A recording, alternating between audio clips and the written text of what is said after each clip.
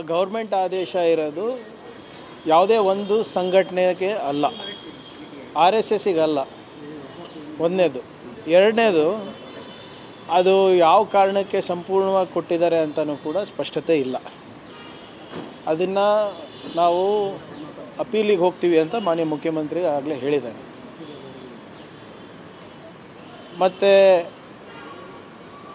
ಇಲ್ಲಿ ಯಾವುದು ನಿಮ್ಮ ಹೈಕೋರ್ಟ್ ಆದೇಶ, ಬೆಂಗಳೂರಿನ ಹೈಕೋರ್ಟ್ ಆದೇಶದ ಪ್ರಕಾರನೇ ನಾವು ಅದು ವಿಸ್ತರಣೆ ಮಾಡಿರೋದು. ಸೊ ಹಾಗಾಗಿ ನಾವು ಅಪೀಲ್ ಹೋಗ್ತೀವಿ, ಏನಿದೆ ವಾದ ಮಂಡಿಸ್ತೀವಿ.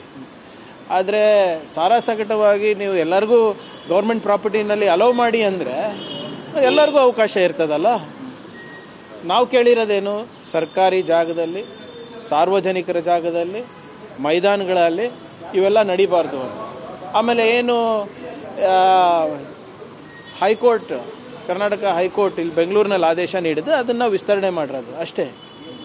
ಸೊ ಅದನ್ನು ಅವರು ಯಾಕೆ ಬೇಡ ಅಂದಿದ್ರೆ ಗೊತ್ತಿಲ್ಲ. ಹಂಗಂದ್ರೆ ಮತ್ತು ಸರ್ಕಾರಿ ಶಾಲೆಗಳ ಆವರಣಗಳಲ್ಲಿರ್ಬೋದು, ಪಬ್ಲಿಕ್ ರೋಡ್ನಲ್ಲಿರ್ಬೋದು ಪರ್ಮಿಷನ್ ಇರಲಾರ್ದೆ ಯಾರು ಏನಾದರೂ ಮಾಡ್ಬೋದಾ? ಅದಕ್ಕೆ ಹೆಂಗೆ ಜಸ್ಟಿಫೈ ಮಾಡ್ತೀರಾ? ಸರ್ಕಾರಿ ಆಸ್ತಿಗಳ ಮೇಲೆ ಇವರೆಲ್ಲರೂ ಹೆಂಗೆ ಬೇಕೋ ಹಂಗೆ ಬಂದು ನಾನಾಗಲಿ ನೀವಾಗಲಿ ಯಾರನ್ನ ಮಾಡ್ಬೋದಾ? It's not possible. ಏನಿದೆ ಗೊತ್ತಿಲ್ಲ. ಲೆಟಸಿ ಅದೇ ಹೇಗಿದೆ ನಾವು ನೋಡಿ, ನಾವು ಯಾರಿಗೂ ಮಾಡಬೇಡ ಅಂತ ಇಲ್ಲ ಅಲ್ಲ, ಪರ್ಮಿಷನ್ ತಗೊಳ್ಳಿ ಅಂತ ಇದ್ದೀವಿ. ಪರ್ಮಿಷನ್ನು ತಗೋಬಾರ್ದು, ನೀವು ಹಾಗೆ ಮಾಡ್ಬೋದು ಅಂದರೆ ಅದು ಹೇಗೆ ಮೂಲಭೂತ ಹಕ್ಕಾಗ್ತದೆ? ಅಂದರೆ ನಾಳೆ ನಿಮ್ಮ ಮನೇಲಿರ್ಬೋದು, ಸರ್ಕಾರಿ ಜಾಗದಲ್ಲಿರ್ಬೋದು, ನಾನು ಬಂದು ಏನಾದರೂ ಮಾಡಿಬಿಡ್ಬೋದಾ ವಿತೌಟ್ ಪರ್ಮಿಷನ್? ಸೊ ಅದಕ್ಕೆ what ever it is we will appeal. ಮಾನ್ಯ ಮುಖ್ಯಮಂತ್ರಿಗಳು ಹೇಳಿದ್ದಾರೆ ಅಪೀಲಿಗೆ ಹೋಗ್ತೀವಿ, ಅಪೀಲ್ ಮಾಡಬೇಕು. We will appeal, will convince.